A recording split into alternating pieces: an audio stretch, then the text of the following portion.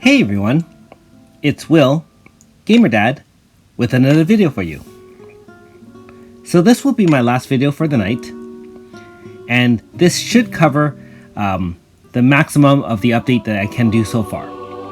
Keep in mind that with Saki's encounter, you'll have to wait a number of hours before doing the second one. So I've done the first one, and I'm just going to go to bed after this and wake up tomorrow and do the second one.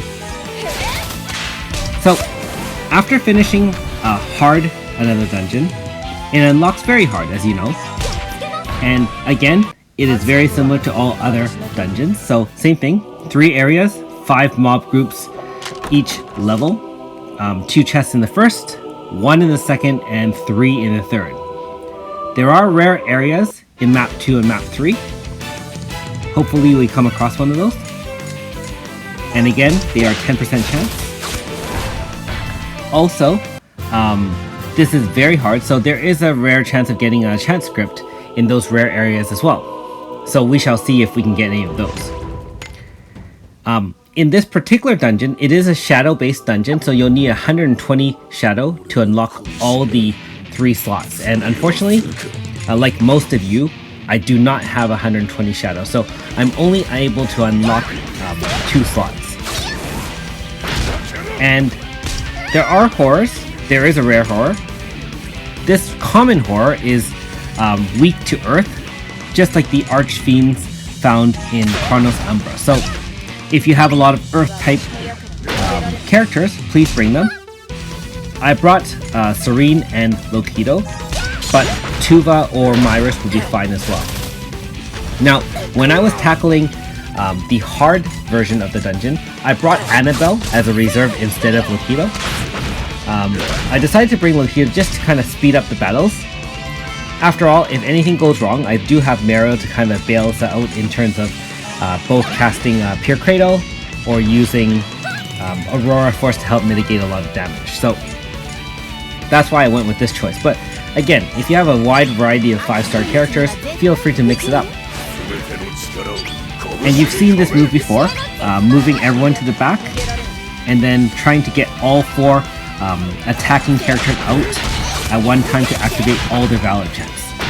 Now normally I would stack it so that either Serene or Suzette would come out last, but when Mariel's the only one in front, you can't do that because when they come out, it'll be based on their own personal speed. Whereas if I had slower characters out front before the switch, such as Annabelle, you can kind of time which characters come out and which valor chat activates. No matter, it was an easy job, finished. So in the hard video that I put out just a little while ago, I cut short most of the battles just to kind of highlight some of the enemies that you'll face. So if you didn't get a chance to watch that video, feel free to do so. Otherwise, in this one you can see the enemies are all the same as the regular ones in Beast King Castle. And no difference in terms of weaknesses, resistances, or anything like that. Now keep in mind you are trying to fight for materials here to upgrade armor, and I believe that the very hard dungeon, if you farm it enough times, will give you tier 4 level 60 armor. However, I'm guessing that you'll need a lot of those rare drops from the rare horror, so hopefully I'll be able to do that, but I'm probably not going to tackle this very much just because I can't unlock all 3 reward slots. This is also the dungeon where you can gather shadow for Fien, which is one of the main storyline characters that you get free. So if you want to grind that out, feel free to do so as well. You can see Fien's in the back for me. I'm only showing you this video just to kind of give you a taste and for me to just kind of do it once. You collect a few Chronos Stones for the reward as well for doing the first time as well. So this is a pretty good area to gather experience as well, groups of 4 enemies just like in regular Beast King Castle. And on floors 2 and 3, so areas 2 and 3, there are chimeras as well. So again, you can get your 100 chimera reward if you haven't already done so in Beast King Castle, especially since the chimeras show up in the later floors when you go through the storyline. So it looks like this area is just a common area. Now you can see the Mist Golem, again, just like its counterpart, weak to earth. So the Chimera is weak to wind. So again, having Suzette and Serene as a well-balanced team is really important to just kind of make life easier for you when you wander through. And of course, I am going to fight both horrors in one run, as well as all 15 mob battles, to gather as many materials as you can. In the hard level, one medium and one XL AoE is enough to take it down, in terms of killing all the mobs. In the very hard, it can kill them most of the time. However, sometimes you can see there's just a sliver of life left over. So be aware of that as well. So you can see it's weak to wind, resistant to earth here. Now, its roar at this level is actually quite damaging if you don't have Aurora Force up. So be aware that that can cause, 1,000 plus damage. Now, pro tip for those who don't know, you can switch party members within another dungeons. Just pull up the party and switch it, like I just did so. And I switched in Lokido on purpose to deal as much damage and build up the AF bar, so we can kill the second Archfiend. So no major problems here.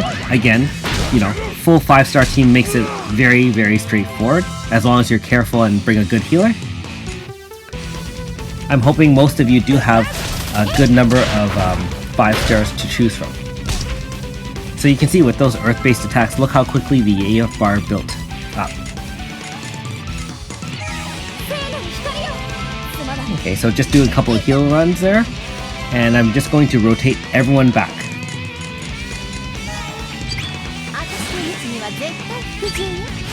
I'll take this time to just remind you guys that please to like and subscribe to my channel, and if you haven't already done so, make sure notifications are on. Also, if you feel like it, I do have a Patreon account for those who want to support me that. Anyways, back to the battle. Full AF bar basically, and it's clearly able to handle this horror. And it's actually quite refreshing to take on this dungeon as opposed to the other lands that I was running earlier today. Those mobs just don't die. Like, I'm sure all of you know, especially in the very hard other lands, they need 3 XL AoEs pretty much to kill the mobs. So it's nice to just see them fall after 1 or 2 standard AoE hits. And so comparative to the other lands, which I realize is a very advanced dungeon to tackle, with really great rewards in terms of weapons and armor. This is much more straightforward and less stressful. Okay, so we're at the 3rd level here. No horrors to look at. Just a few more mobs to take care of before taking on the boss. Hope you guys are enjoying the update so far. Especially if you've already gotten it. I'm not sure if everyone got it or if some people got delayed, but I was very fortunate to have it come out before its anticipated time. Like for me, it was supposed to come out at 10 PM and it came out around 9:30, so I was able to get started on videos much sooner. Alright, so you do have to watch your MP, especially if you are using lots of AoEs, running through 15 battles as well as a couple of horror battles. So just make sure you do have someone to tank a couple of hits, or do your standard rotation to kind of help people recover in the back while you take on the enemies from the front. So whichever method you feel like doing, make sure you do that. You will have food to use as well, but especially in the higher levels like the Another Dungeon Very Hard, I usually choose to preserve my food until right before the boss battle. And you'll see me eat the food, after these 15 battles. So,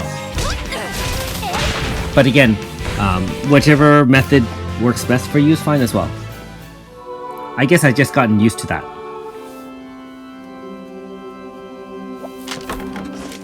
So nothing much of value from the chests. But right now everything's so new anyways. I mean, might as well gather all the materials, right? So again, the mob damage is quite manageable. Nothing too crazy. Okay, last mob is finished and we're about to take on the boss. One last chest. Got a couple of materials there. And we're just going to wander on in.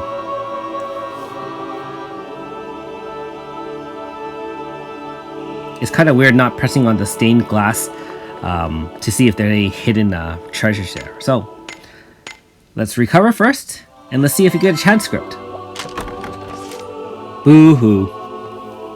Alright, so for those who haven't guessed yet, the boss is essentially the same as the one at the storyline Beast King Castle. So, as a reminder, it does have those angel songs, and it has the El Capo, and then the crescendo, and then the final one as well. So, depending on how much damage you bring down the life bar to on the enemy, then it will trigger some of those effects. And basically, each stage boosts the intelligence of the boss, because the boss is magical based, and so make sure you do have Aurora Force up to mitigate damage.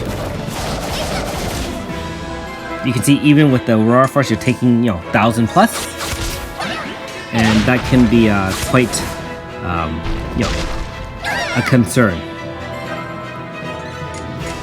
But again, not too much trouble here. I mean, I could have brought someone to reduce intelligence, but I know that I can kind of end the battle before it becomes a problem. So you can see it just started the angel song where it boosted itself a little bit, or is going to warn you that it's going to do so. And I haven't even gotten to 50% yet. But again, I'm not planning to let the boss show me his special moves. I will show him my special AF bar. So again, rotating all my 4 primary attackers up to the front. So pretty big damage there if you don't have Aurora Force up. So between 1 and 2000 damage. So do be careful. You can see the AF bar is more than enough to kill the boss, but the magical attacks are quite lethal.